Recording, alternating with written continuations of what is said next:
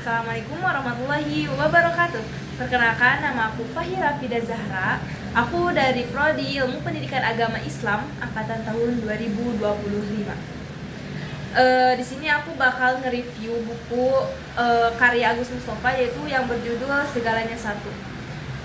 Dimana alasan aku milih buku ini karena buku ini tuh membahas tentang bagaimana seluruh realitas di alam semesta ini pada dasarnya kembali pada satu sumber, guys. Jadi sumbernya itu dari Allah Subhanahu wa Ta'ala. Buku ini juga membahas cara pandang yang baru, yang lebih sederhana sebenarnya, tapi mendalam gitu bahasannya, mengenai konsep ketauhidan, yaitu tentang hubungan Tuhan, alam semesta, dan kehidupan manusia dengan menggabungkan sudut pandang dari sains, filsafat, dan agama.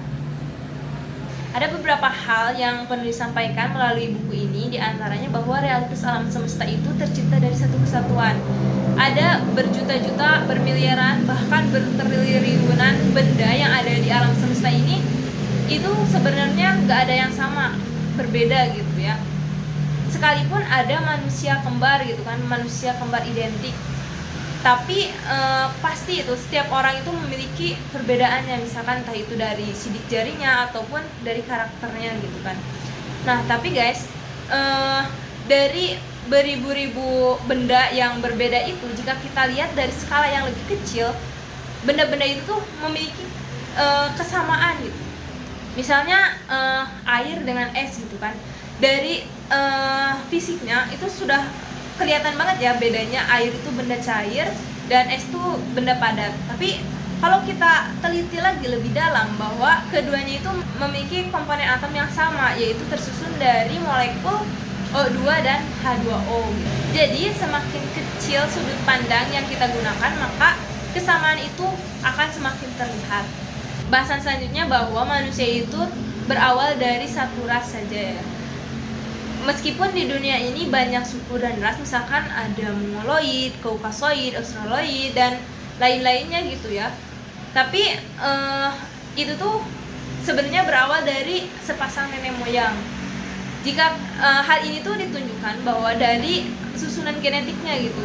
Jika kita telusuri ke masa lalu, maka akan bertemu dengan sepasang nenek moyang. Ibarat gini aja teman-teman, ibarat pohon gitu ya. Setiap pohon itu kan memiliki daun ya. Daun itu muncul dari setiap batang, setiap dahan. Nah, dahan itu akan muncul dari setiap dahan, dan setiap dahan itu muncul dari batang pohon.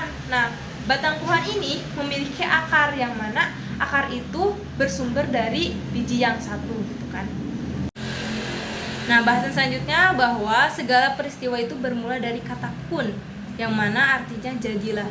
Jadi kata kun ini tuh kalimat perintah Allah dalam menciptakan segala sesuatu yang ada di alam semesta ini.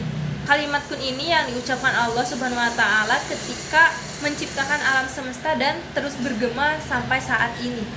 Dimana proses penciptaan ini bukan hanya terjadi di masa lalu, tetapi di masa yang akan datang. Bahkan proses penciptaan ini akan terus-menerus terjadi sampai hari kiamat tiba.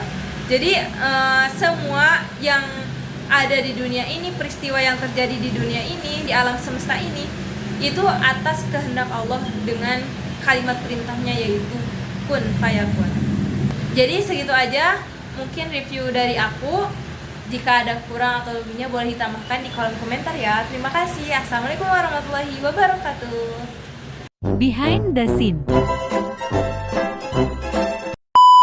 Allah Subhanahu wa Ta'ala menciptakan